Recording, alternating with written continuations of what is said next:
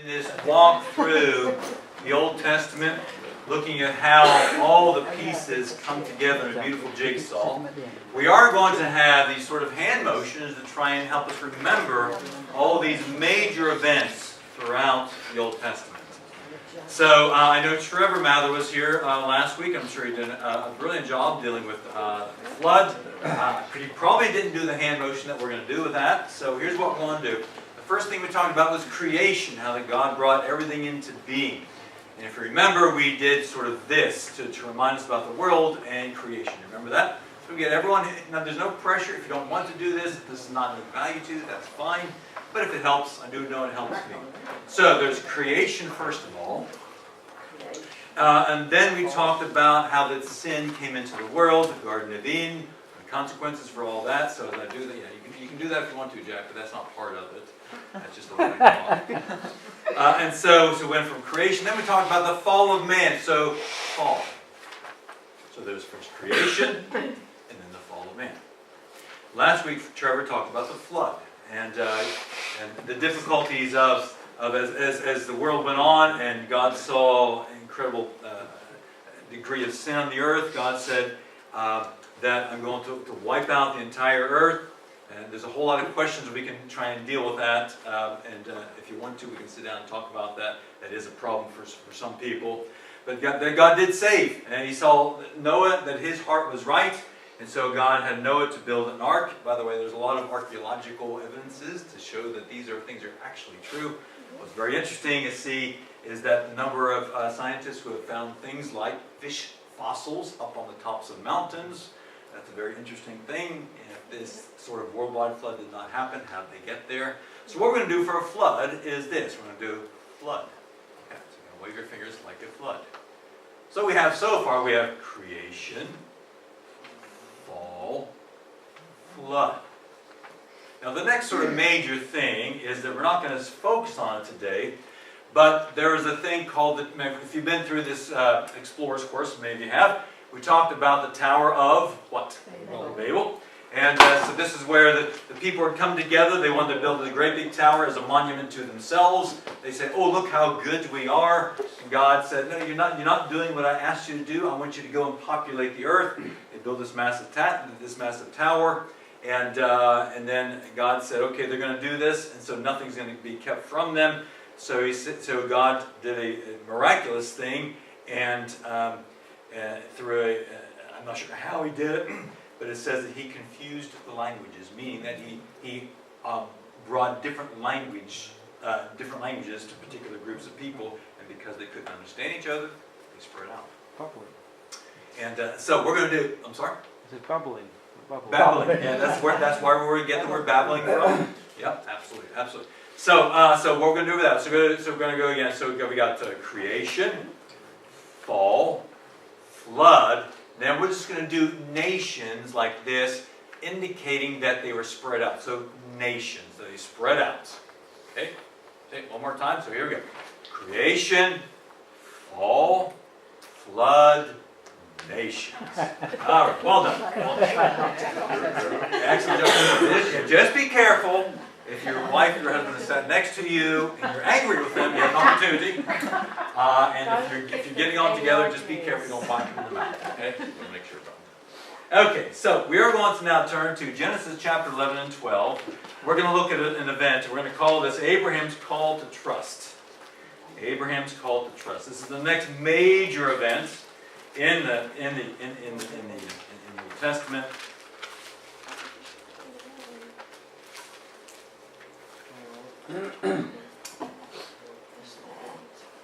If I said the name Abraham, is everyone familiar with that name at least? Are you okay with that name? I think most would be. Abraham, we're going to find out, was a very, very key figure in this whole biblical story. Here's what's interesting. I was just reading something, and they were talking about this whole thing about science and so forth. And they said they've finally come to believe that all the populations of the world actually have centered from roughly one place. And it was roughly northern Africa, right around that area. oddly enough, that's exactly the place where all the early biblical characters, Abraham and so forth, were all from that particular area. So we can actually say that, once again, science is agreeing with what the Bible says. Let me quote you something here that I found. This is from a science website. It's called newscientist.com. It says this. It says, "These are landmark findings in our unraveling our origins," said Chris Stringer at the Natural History Museum in London. He believes modern humans evolved in Africa before migrating across the globe, rather than evolving in parallel in different places. For a long time, they were saying, right, humans all around the world would have evolved in different areas and somehow sort of came to be similar around the world. But now they've changed their mind. They're saying, okay, everyone is sort of from one spot, roughly that area around Africa, and sure enough, that's exactly what God has said all along. I find that very, very interesting. So, in our biblical story, the focus has changed from Noah and the entire world down to a single person and a single family. So we're going to sort of divide this up, and we're going to call this, first of all, we're going to call this God's infant school of trust. Secondly, we're going to move on to a point we're going to call it God's junior school of trust. You can fill in those. You can get ahead of the game if you want to and fill that in. And then thirdly, we're going to sort of look at it a little bit more, and we're going to call that God's what? High school. There we go. God's high school of trust. So we're going to be looking now at Genesis chapter 11. So you're going to follow me there.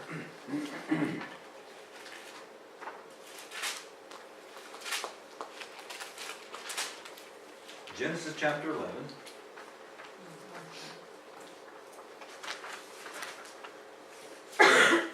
The flood has happened. The Tower of Babel has happened.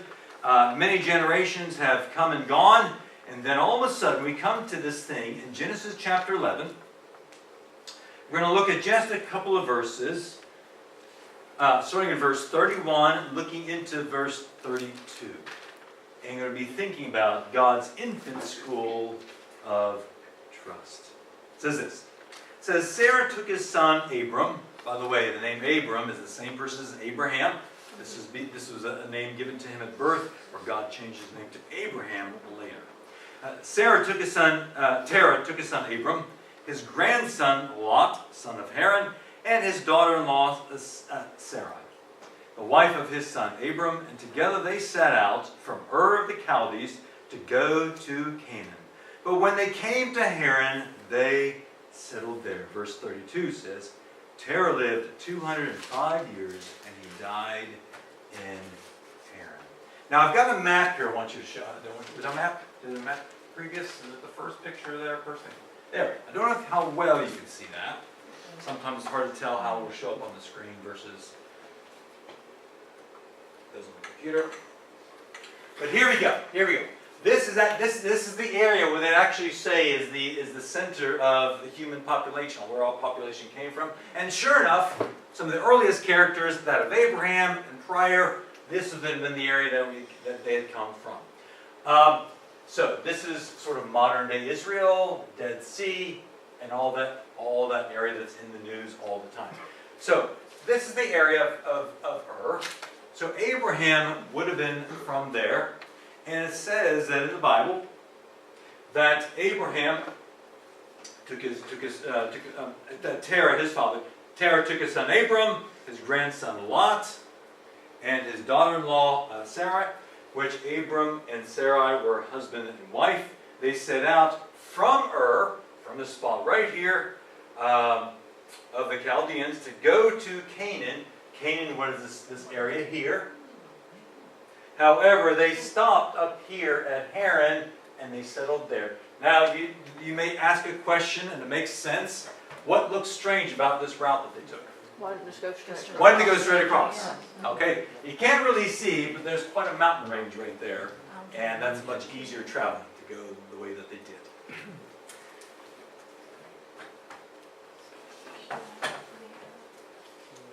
the Bible said, now, to put this together a little bit, you may not recognize some of the names, you may recognize some of the names, but let's take a quick look in Joshua chapter 24, verse 2, to try and put this together a little bit, and try to figure out who this chappie Terah was, or at least a little bit of something about it. So, Joshua chapter 24, so Genesis, Exodus, Leviticus, Numbers, Deuteronomy. 266 in the blue Bible. Thank you. James just told me. Okay, Joshua chapter 24. What chapter? What verse? Chapter 24, verse 2. Okay, so this is much later. This is after. This is after Moses and all that, the Ten Commandments and Charlton Heston and all that sort of thing. Way after that, then comes into Joshua chapter 24, verse 2. Says this: Joshua said to all the people, "This is what the Lord, the God of Israel, says. Long ago, your ancestors, including Terah," does that sound familiar? Yeah. Good. Okay. Including Terah, the father of Abraham and Nahor, lived beyond the Euphrates River, and they worshipped other gods. Now that's very interesting. Now you would have thought, here's Abraham, someone that is very central to these, everything that God does, but his father worshipped pagan gods, worshipped false gods. Now I thought that's very, very interesting. This key figure having a father that would worship a God that is not the God of the Bible. We had, as we finished our course in Ukraine, someone came up, and this is a lady about Yatel, and she had a really good question. She said, "Eric, why is it that God would have chosen Abraham, instead of someone like Job?" Now, if you're familiar with the book of Job, with the story of Job, Job went through a tremendous number of things, very, very difficult, but he stayed faithful through it all. Stayed faithful. And she said, why didn't God choose why didn't God choose Job or one of his descendants to do all the things that he did, rather than Abram? Because Abram's father was a pagan, he worshipped false gods. Why would God have done that? And this is a very interesting thing. You know what? God does things often in very unusual ways.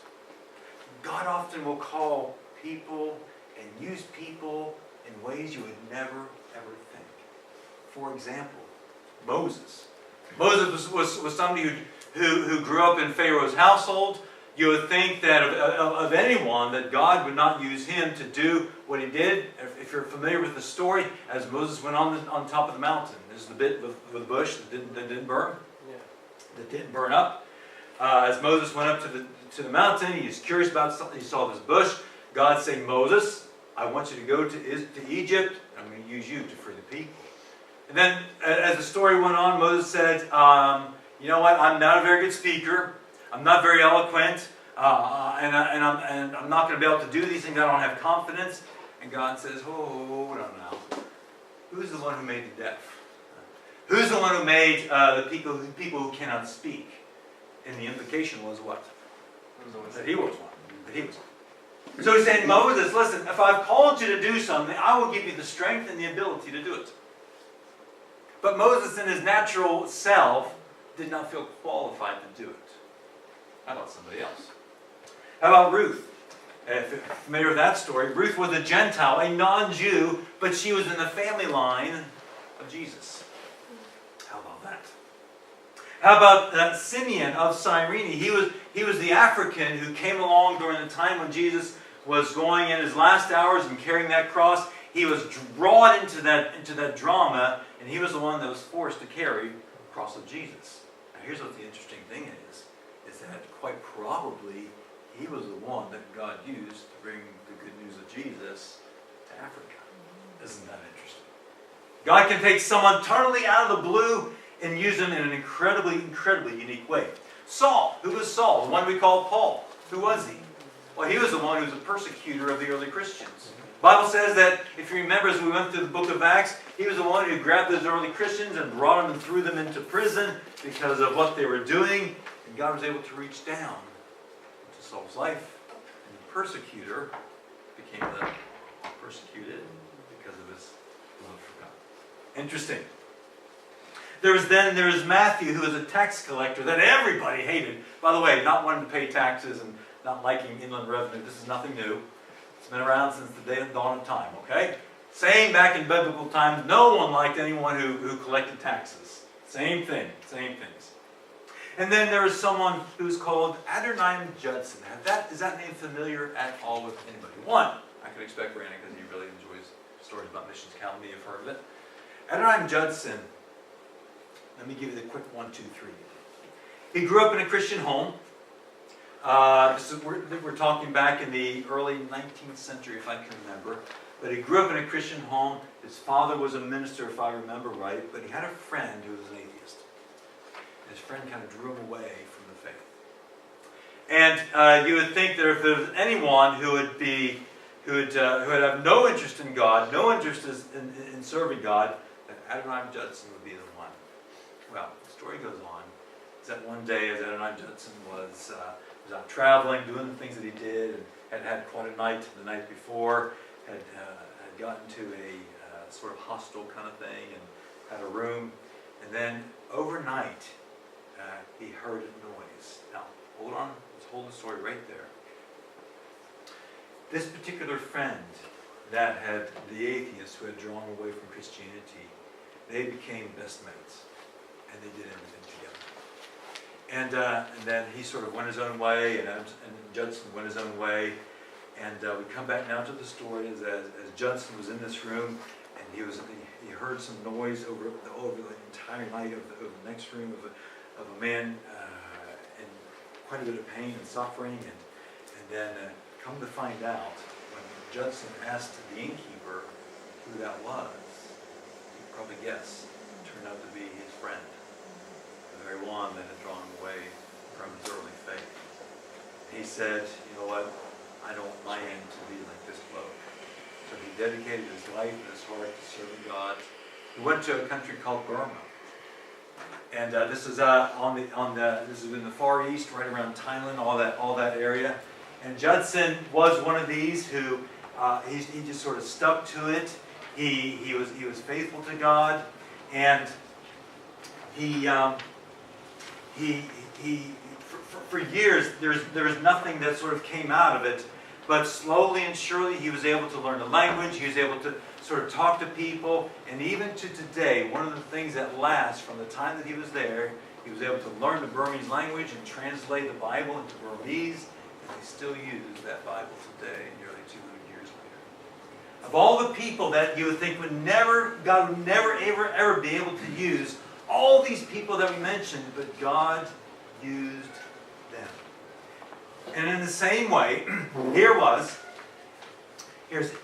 Abraham and Sarah travel from Ur towards Canaan. When you think about it, what that means is that they actually uprooted everything that they knew. All their home, the things that they were used to, possibly even the food that they're used to. They got up. We don't know about all the whys and wherefores, but Abram respected his father's wishes and moved from Ur, heading towards Canaan, and they stopped in that place of Haran. God's infant school of trust. As for everyone here as a believer, one of the incredible challenging things that we've got to learn is that of being able to trust God. And that doesn't mean trusting God through when it's easy and when all the bills are paid and the family's healthy and the car's working. That's the easy times. It's the tough times of learning and digging in and trusting God when everything seems like it's upside down. As I was in the Ukraine, as I mentioned earlier, one of my goals was actually to sit down with some of these men and women who lived through communistic times. And they said that as believers, they were very much targets. Many went to prison. Many lost their life for the crime of being a Christian. And I had one tell me that he wanted to be a doctor. And he had to sit before a panel of people at the university, at the training center, and they said, I see that you're not a member of the Communist Party. I said, no, I'm not. They said, are you a Christian? Are you a believer? I'm sure in his mind, maybe he had a little bit of a twinge on what I'd say. But he said, yes, I am. And they said, okay, because you're a believer, we're not going to permit you to go into the university to train for medicine. And so they went through incredible numbers of experiences. They would not allow a pastor to receive a salary. You had to. There was no official churches that they could go to, or maybe there was one that the communists had control over. But you had to have an underground church, a church that wasn't registered, a group of believers that would come together. And because of all that time, they learned what it was to trust God during those incredibly difficult times. Now, I appreciate the fact that we have freedom. That's good. I don't think at this point we're going to have anyone, at this point in history, we're not going to have anyone come through and with a AK-47 in their hands saying, okay, which of you are true believers, are real believers, or how many of you are just ticking the box? I don't think we're at this point in history. But they actually lived through it.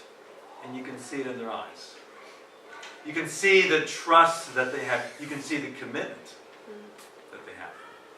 You can see that that being a Christian meant something to them that I had a hard time relating to because of what they experienced. They learned to trust. So the Bible says that they arrived in Haran, they settled there, and as they were there, that Terah, his father, died. Now I'm sure if I was Abram, I would have thought to myself, okay, now what? What's going to happen next? What do we do? What do we do? So then we're going to come into this next incredibly challenging, this challenging part. Genesis chapter 12, verses 1 through 9. Genesis 12, verses 1 through 9.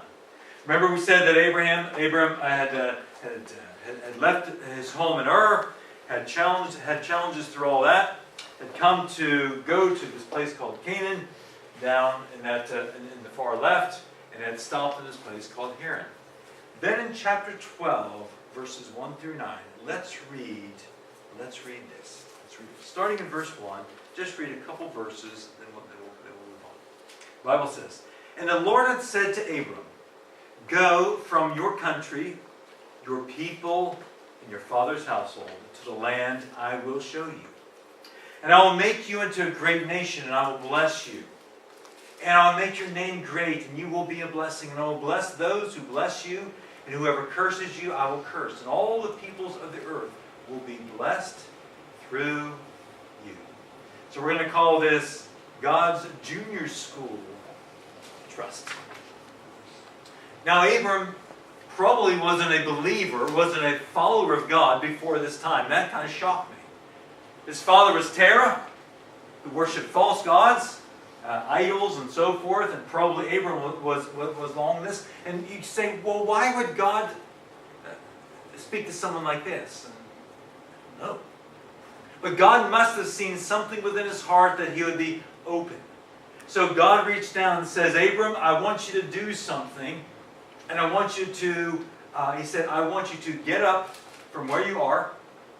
I want you to go from your country, your people, and your father's household to the land that I will show you. God's junior soul trust. Notice what he says. He says, I want you to leave Haran.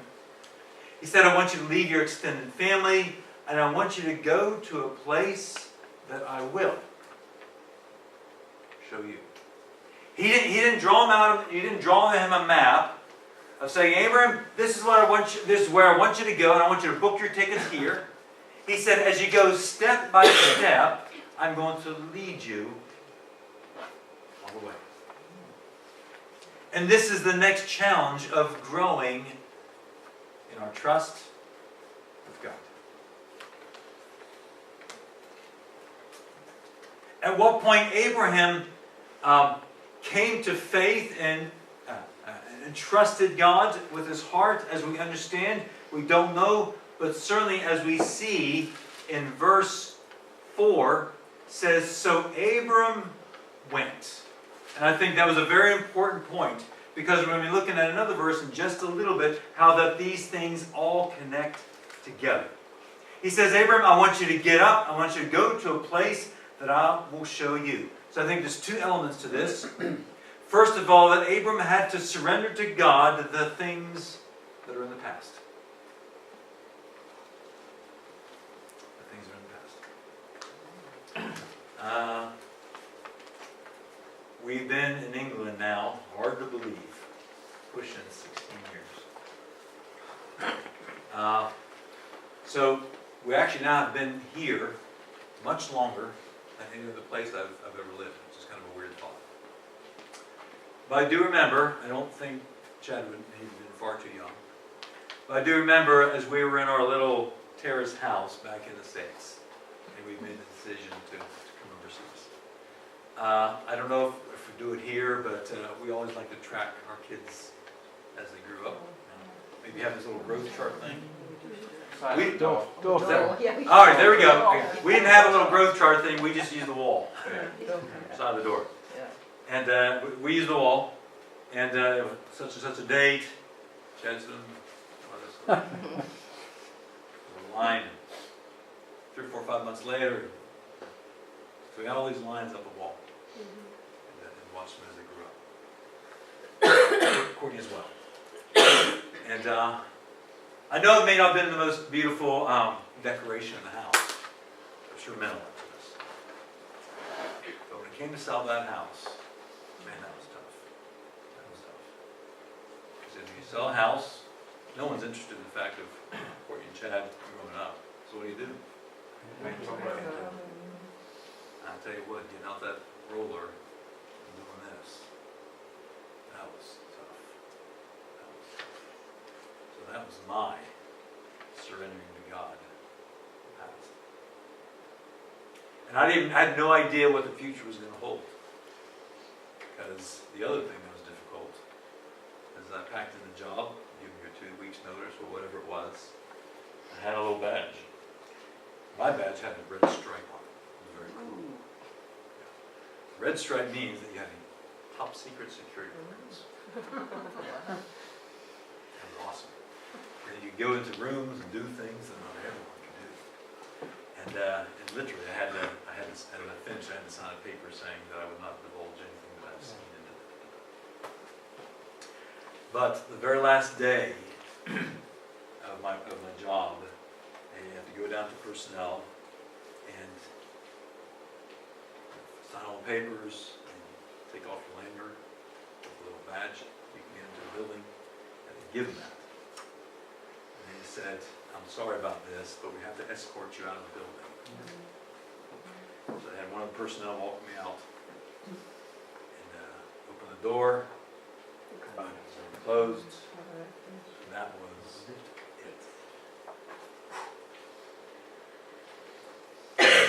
That was tough. Because I didn't know what was out there. All I knew was that God was saying, okay, Eric, I want you to go to a place. Now, I thought it was Croatia. I didn't know it would eventually be England. I really didn't know that. I had no idea I'd end up in Rosso, 16, 17, 18 years down the road. But this is the whole idea of learning to trust God, that you have to sometimes leave the things that you know and are comfortable with, and that it was a comfortable thing. I mean, I knew the town that I lived in.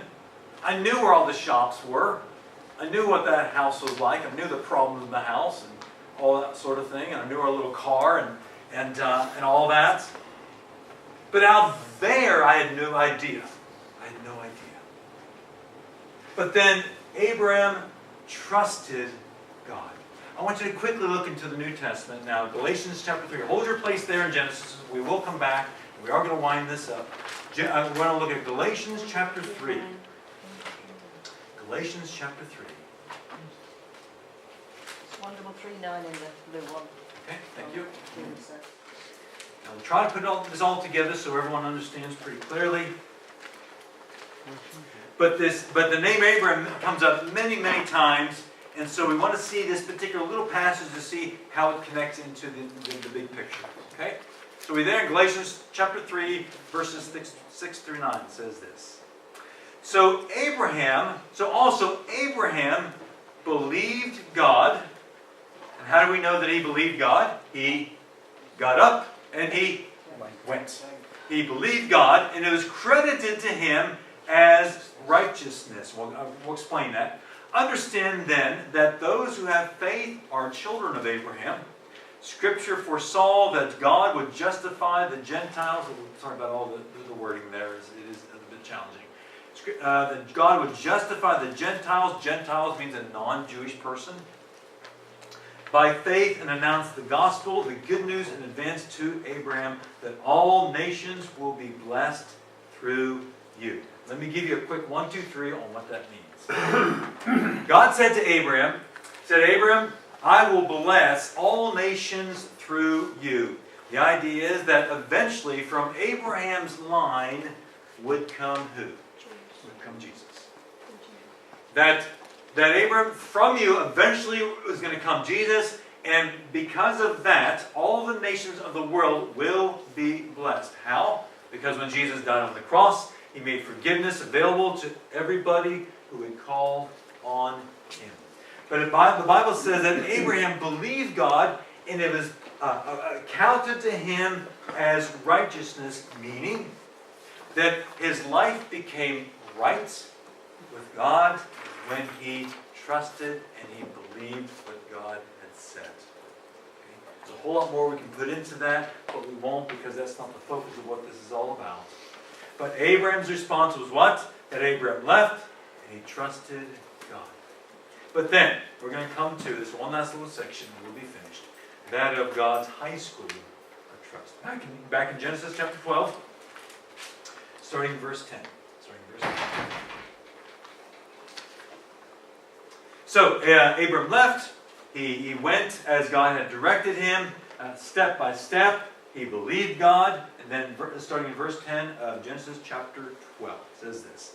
It says, Now there was a famine in the land. And Abram went down to Egypt to live there for a while because the famine was severe. And as he was about to enter Egypt, he said to his wife, Sarah. Now I know, this is a different culture than we're at, okay? Different time. But he said to his wife Sarah, I know what a beautiful woman you are. And when the Egyptians see you, they will say, this is his wife. Then they will kill me. But we'll let you live. Say you are my sister, so that I will be treated well for your sake, and my life will be spared because of you. And when Abram went to Egypt, the Egyptians saw that Sarah was a beautiful woman. Then came Pharaoh's officials. They saw her. They praised her to Pharaoh. She was taken to his palace. And you can guess what potentially was going to happen. He treated Abram well for her sake. Abram acquired sheep and cattle and servants, male and female donkeys, male and female servants and camels. Verse 17. But the Lord inflicted serious diseases on Pharaoh and his household because of Abraham's wife Sarah. So Pharaoh summoned Abram. What have you done to me? He said. Why didn't you tell me she was your wife? Why did you say she is my sister so that I took her to be my wife? Now then, here is your wife. Take her and go. Then Pharaoh gave orders about Abram to his men, and they sent him on his way with his wife and everything that he had. What a story. What a story. You would hope that such a thing wouldn't happen today. You would hope. But this was the culture at that time. Certainly Pharaoh, he was the king. Anything that he said or saw that he wanted, that was it. Abram came with Sarah. Sarah, you're a beautiful woman. And, if we come into Egypt and Pharaoh says, my life would be in danger, could you please say that you're my sister? That's exactly what happened. Pharaoh took her. God said, Pharaoh, no, we'll have none of this. So first of all, in this God's high school of trust, Abram goes to Egypt due to a famine happening in the land. Quite often our step and our journey of faith requires difficult things that we go through. Abram experienced this famine.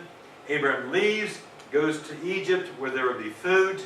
And then nextly, the Bible says that Abram fears for his life. Eric, I thought you were talking about trust. Is Abram really trusting God with this? What do you think? What do you think? I mean, trust would be, you know what, we're going to Egypt. You know what, I'm going to trust God that to tell Pharaoh that Sarah's my wife, and whatever happens, happens. Right? That would make sense to me. But remember that Abram is learning. And he's growing. And he's being tested. Does he pass the test? Do you think? No. I don't think so. So he comes up with this story, but here's the thing. He's human. Are we okay with that? Are we all human? Yeah. Do we all have to start? Yes. Yeah. Do we all have to start to go through this growth thing? Would you rather not? Would you rather not? Would you rather that your children go from being a baby just born to being 18 in a second? No. Audrey says no. Why not? No, because Why? They want to experience life. Okay. Would Pete be the man that he is today? Hey, no. We won't go into that. Would he be the man that he did not go through all the theories? I mean, he tells me about his football training day and all these kind of things. It's interesting to hear the stuff that they went through. I mean, all this stuff is a learning and growing experience. We were at our deaf church. We had a mom who she was 60 odd whatever, so she was way up there. No, I'm 56. No, she was 60 odd, and I made this similar comment. She had twin babies. She had twin girls. They were adults at the time, and I said, you know, would you rather that they stay babies all the time? You know what you said? Yes. I didn't say about the teenager thing, but yeah. So I you know, as difficult as it is, all the different stages. I was just talking to a mom. She's got a 2-year-old, and she said, "Oh, about the terrible twos." I think it was Mary. Actually. She said, "Oh, the terrible twos." And I said, "You know what? I think 3's the worst." But you know, through each stage, there's the nice bits and there's the tough bits, right? Yeah. And when they get to 4 and 5, they start to discover things and learn things, and then there's the and you get to be 9 and 10, and attitudes start to develop, but they're growing, and then they get She's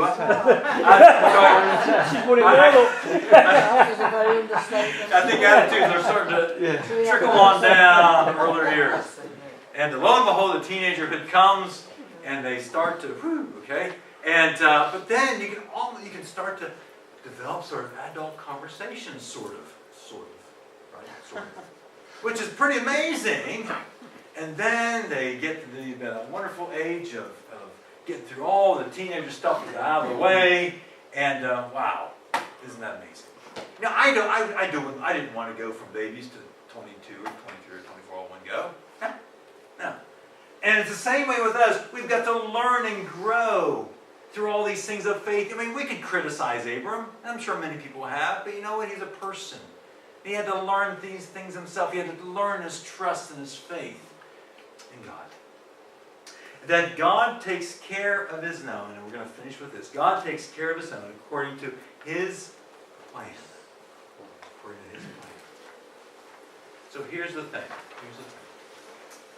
For the believer, for the Christian, when you don't see the plan or you don't understand the plan, you need to trust in God's character. Now, if you're going to come with us, by the way, how many are going to be able to plan to come along for the Job thing? Just so you know how many papers to print out. You? Okay. The opportunity's there. Here's the thing with Job. Job didn't understand the plan. He didn't understand all what God had done. And if you're not familiar with the story, it's difficult to try and put it together in 2 seconds. But all kinds of terrible things happened. He didn't understand. But throughout the entire book, the message is not all about pain and suffering. The message is about Job learning and growing about who God is. That was a surprise to me. I wasn't expecting that. So for us, as we particularly approach this whole church thing, as you hopefully are praying about this, thinking about this, this is a huge thing. It's a huge thing. And if the answer is no, it's just not right for us at this time, it's okay. It's okay. If the answer is yeah, as a whole, because we feel God is leading us down this direction, it's going to take a whole lot of trust, a lot of faith. Okay. But the great thing is that it's through the difficult times, through those challenging times, that's where you really grow. That's where you really grow. Okay. But there again, I can give my 2 penny worth. That's okay. It's just my 2 penny worth. But whatever we do, we're going to bring this out. Whatever we do, this is a RCBC thing. It's not an Eric thing. It's an RCBC thing. Let's pray. Father, thank you so much for today, for everybody that's here. We want to pray, God, that you'd help us. That we could be able to go through these things of your infant school of trust, and your junior school of trust, into your high school of trust. And God, the difficult thing is, you know what? I don't think we ever truly graduate. We never truly finish. Because we're always having to learn and grow and understand more and become stronger. And Father, we pray that you'd be with each one of us here this morning. And God, I know we're all different stages. We're all different levels of understanding. But God, I pray that you'd help each one of us to take on board the desire to grow more in trust. Lord, I don't know what individuals or families may be going through right now. But Father, the great thing is that you do. God, we ask that you would just meet each need individually. And God, we ask that you would speak to us and encourage us. And Father, that maybe in a month's time or 3 months' time or a year's time, that we could look back to this moment today in February and say, you know what, that was a bit of a turning point in my life. This whole thing about trust and believing God. And Father, we ask that you would just help us as we dedicate this today, this week to you. In Jesus' name.